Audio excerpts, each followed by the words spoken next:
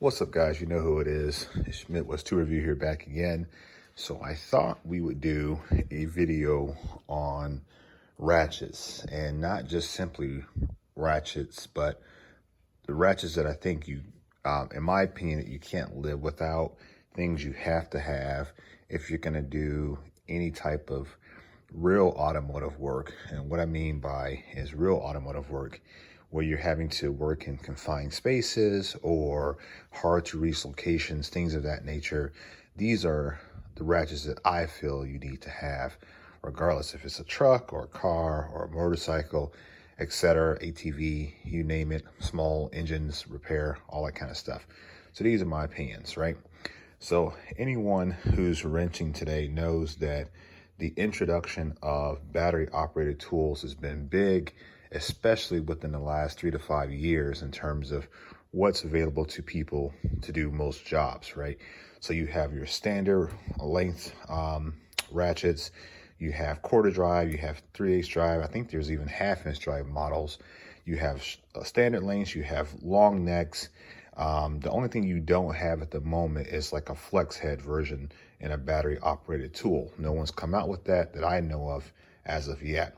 Milwaukee even has a right angle impact gun that you can get, which will make a lot of jobs easier, especially some suspension jobs and brake jobs where you need to have a little bit more power at your disposal. All right, so battery operated tools have been big, right? And at one point, I was even concerned that there was a possibility that your manually operated ratchets were going to lose their position within the market. But not exactly the case, right? These ratchets are great. The battery operated tools are great, but they don't fill every niche. And what I mean by that is we got a couple here. I'm going to talk about them. So the first one here is this flex head 3/8 drive ratchet, right? It's a stubby ratchet. It's not the smallest one that Snap-on offers, but it is pretty close. But in cases where you're working like in a confined space, some brake jobs, some working against firewalls, some smaller suspension work, even interior work, taking out seats or things of that, installing seat belts. These types of ratchets are great because they can fit in the palm of your hand. You can get the articulation that you need, and you don't have to worry about banging the handle up against everything else in your way. And so these ratchets being a 3/8 drive, you can get your standard sockets on there, and you can get a lot of torque, or at least enough torque to get jobs done. So you can either tighten or loosen. And then just like I said, having the ability to articulate the head of the ratchet means that you can get into more spaces that you couldn't get into with like a standard length ratchet. The next one here that I find very important to have is a 3/8 drive ratchet and a 1/4 inch drive body. Now I know some of these ratchets here are going to be hard to come by for some. You're going to have to search them out, but it is worth your time. So the reason why this is a good ratchet, if you compare this to like your traditional ratchet head thickness there, you can see you gain about 1/8 of an inch or more, maybe even up to 1/4 of an inch in some models of clearance, right? So if you're working in a really tight space, like between frame rails, or like trying to take out a starter or an alternator or something like that, these ratchets come in handy because you get the power of the 3/8 drive, but you get the small profile or footprint of a 1/4 inch drive. And then having a little bit of length there helps increase your leverage, so you get a little bit more power output. And then having the ability to have a flexible head means you can get more access to confined spaces. So this is a great ratchet. I believe this one here was one that I built. If you look at the part number, it is a THLF 72, which means that it's a 1/4 inch drive ratchet, but I've installed the 3/8 drive head. And these kits are very easy to install. Everything fits. You can go online and purchase them.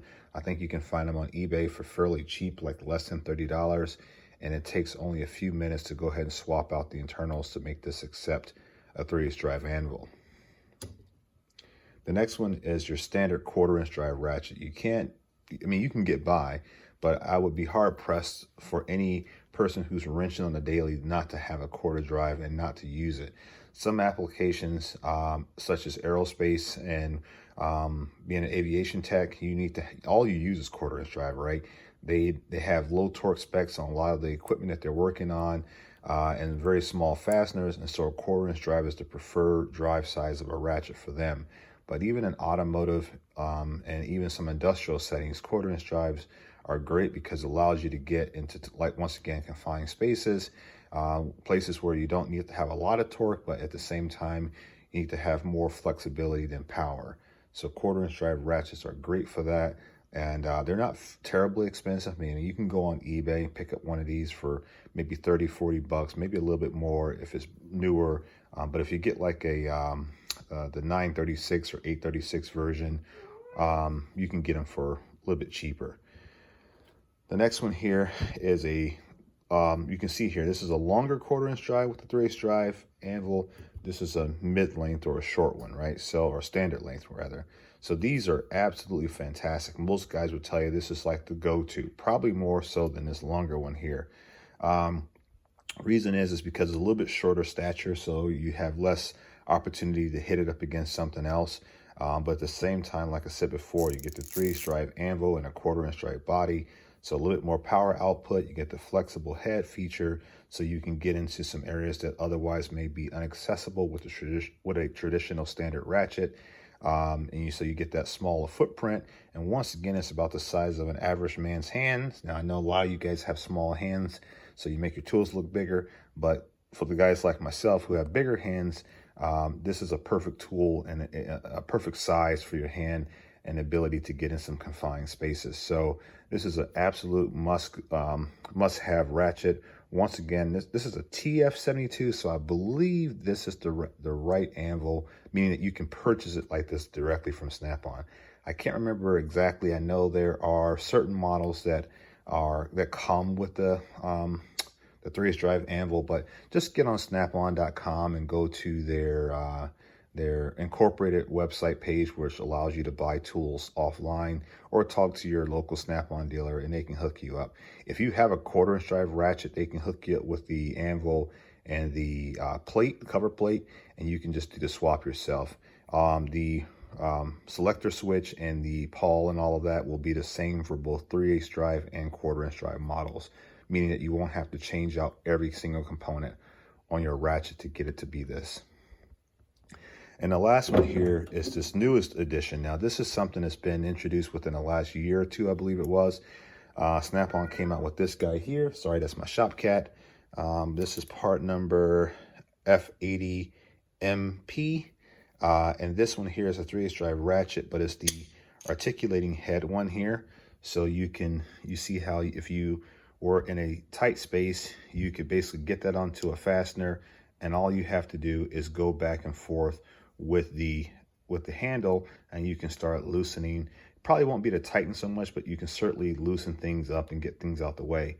In cases where you need to have a little bit more leverage, you can then lock it in place. And now, instead of having the movable head, you have the higher leverage point with a bent angle, so you can really get into some confined spaces. I know there's been times where I was pulling out alternators and things of that nature, or even serpentine belts, where if I had a ratchet that had a little bit more articulation to the head, it would have made things a lot easier to do. So, but yeah, you can lock this in multiple positions and increase your leverage point, increase your bend angle to get fasteners out. So this is a go-to ratchet. Like I said, you're going to have to talk to your Snap-on dealer or buy it direct or buy it offline.